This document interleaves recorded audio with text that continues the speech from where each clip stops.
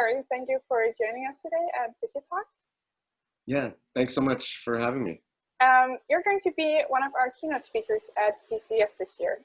So I was wondering if you could just give everyone who are watching and listening a brief summary of you and your career.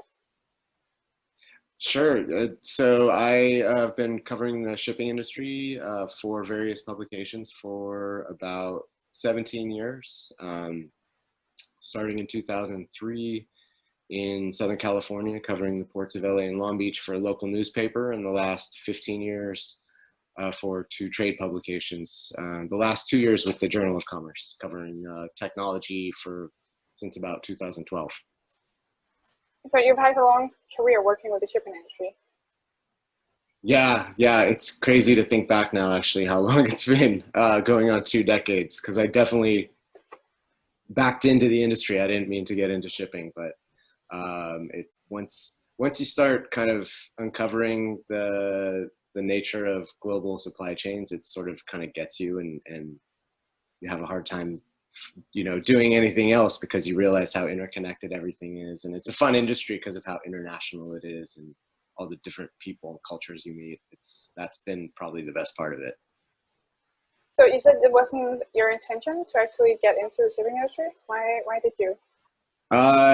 So I was a journalist by trade, and still am, but I started out wanting to cover sports, actually, but then got a chance to cover some business for a newspaper in Southern California, but realized I didn't know anything at all about business. So I went back to grad school and got a business degree. When I came back, the opening that was available in the business desk was covering the ports of LA and Long Beach. So it was very much fate or luck that I got into shipping. But once I started, I really loved it almost straight away. So with all the things that you have done so far in your career, what would you advise yourself now from when you were starting? Ooh, good question. I think when you're young in any industry, but especially one where kind of you're sort of publicly prominent in a way, at least within a niche, you sort of take everything way too seriously. So I think one of the things I've learned now, 15, 20 years in, is nothing is as bad as it seems. And also the things you do that you think are great are not probably as great or as important as you think they are. So just to have more of an even keel earlier on would have probably helped me out a lot, but it's also kind of part of the learning process. So it sounds like you've had a lot of different experiences. Is there something that when you think back, is there one thing that you have experienced that you remember better than others? So I think having the opportunity to travel a lot and see some parts of the world has clearly been like one of the best parts of this job, and one of the more memorable ones. I've gotten to go all over Asia and Europe, and not so much South America and Africa. That's the next frontier for me. But I think back to a bunch of different times when I got to see places in the world that I probably never would have seen, and meet people that I would have never met. So those are the memorable ones. Talking in front of, thousands of people at various events is also super scary but memorable. So I guess maybe that's probably the other one. Yeah, I get that. But as I said earlier, you're going to be one of the keynote speakers at the Digital Container at the Digital Container Summit. And you're also going to be talking in front of a lot of people there. Of course, this is going to be virtual. But can you tell us a bit more about what you'll be talking about? Yeah, I think this year has been a truly interesting year for the container shipping industry. Obviously, everybody is going through this historic event that we're all kind of dealing with, and different countries are dealing with in different ways. But what's really interesting from looking at this through the lens of container shipping is the last time we had a major crisis, the financial downturn last decade, the industry didn't deal with it very well. You know, carriers struggled immediately. They suffered financially through most of the next decade. It was a really up and down decade. This year, we've seen carriers, despite a huge drop in volume, we've seen them manage things pretty well from a business perspective, and they've managed to be profitable, and they managed to be sort of viable in at least in the short term. So that's kind of what I'm going to be talking about, is what has changed between the last major crisis and this major crisis. Why are you excited about talking about that at the DCS? Well, I mean, I think it could signal a change in how the industry kind of functions going forward. And I think I'm biased in this way. I cover tech. I'm in it a lot. I get to talk to a lot of interesting people who are doing really interesting things with tech. But I think the big change has been that carriers have focused on technology as a differentiator rather than the size of their vessels as being the differentiator. So first of all, I think you get a lot more value dollar for dollar investing in tech than you do in large ships at this point. And I think they've also realized that too. So I think that's probably the most interesting thing, is are we at the beginning of a new phase rather than this just being a 1 year kind of anomaly. And do you think that it's this beginning of the new phase that has done that the industry is dealing with this crisis better than the previous one? I think so. I mean, I guess it depends on who you're talking about. You know, from a service provider side, they've been able to adapt a lot more quickly. Some of that is the technology, not the industry technology, but just the basic technology. Everyone having laptops, everything being, you know, cloud and remote, allowed everybody to start working straight away as soon as the crisis hit, as soon as they got locked down. That would have been inconceivable a decade ago. So people have been able to handle it better from that perspective. Carriers have definitely been able to handle things better. But obviously the flip side of that is you have a lot of shippers, cargo owners, who are in real problems right now just because of the lack of demand, and there's no way around that. Not even technology can fix that. Yeah, I mean, technology can only go so far. If no one wants to buy your product, tech is only going to help you so much, unfortunately. So, just for a little sneak peek of your keynotes speak at the DCS, what would you say is like the technology that we should all be aware of and pay special attention to in the future? Yeah, that's an interesting one. I think it sort of varies depending on what segment of the industry you're talking about. Obviously, we've seen a huge proliferation of everything from marketplace technology to sort of pricing transactional technology that's not marketplace specific.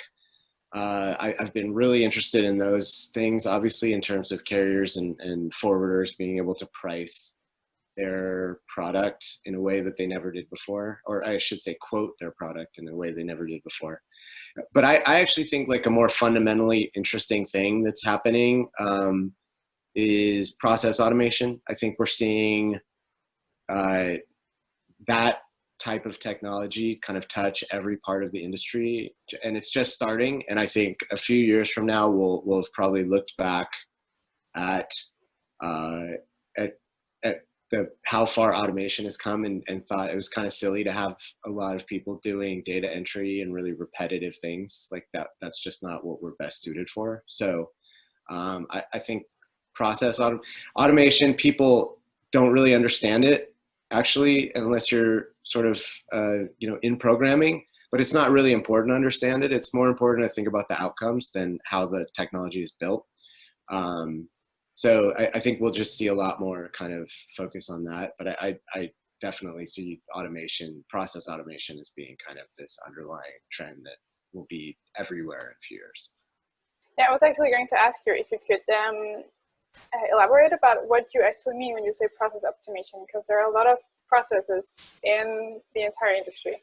What exactly do you mean when you say that?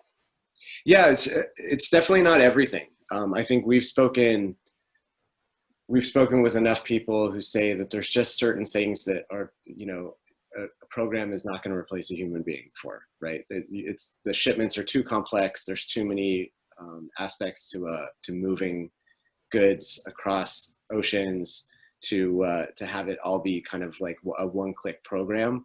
But things like data entry, things like routine customer service, things like getting a confirmation for that something has been completed. There's not really a need to have a human being like manually doing that and manually sending those messages out.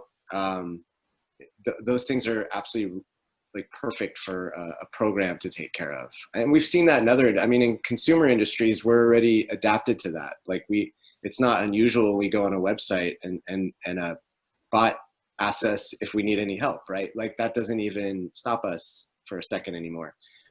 So I think we'll see those types of things from a customer facing perspective, but also on an internal perspective. You'll just see a lot of kind of people whose job is taking data from a spreadsheet or putting it into a spreadsheet or taking it from one system and putting it in another. That those types of roles are just gonna like disappear, I think. It's scary. It's scary, right? Because that's job loss too. But I think companies, especially coming out of COVID, are going to have to think about who creates value inside of their company. So do you think that the COVID crisis is going to push people more towards the technology that is being developed faster than it would have been normally? It seems like it. I think most people are saying that this crisis is kind of accelerating projects that they were already considering, or sort of putting on the front burner things that were on the back burner. It's obviously not everybody. I've also heard companies tell us that everybody has kind of just taken a pause on projects because they need to worry about the short term and they can go back later and kind of figure out what they need technology wise. But I've been thinking about it from the perspective of, okay, almost every company, their workforce is now remote. Their sales might be, some percentage lower. Obviously some are a lot higher, depending on what you do, but a lot of companies have had to cut people or will have to cut people. They're not going to be going back to offices. It's sort of a prime situation where you'll see some roles be replaced by technology.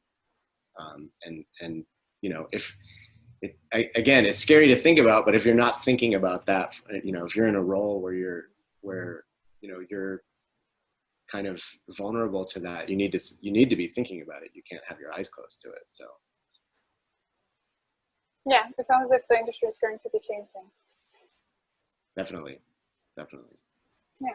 Well, thank you for taking the time to talk to us, and we're looking forward to hearing you speak at the Digitalk Container Summit.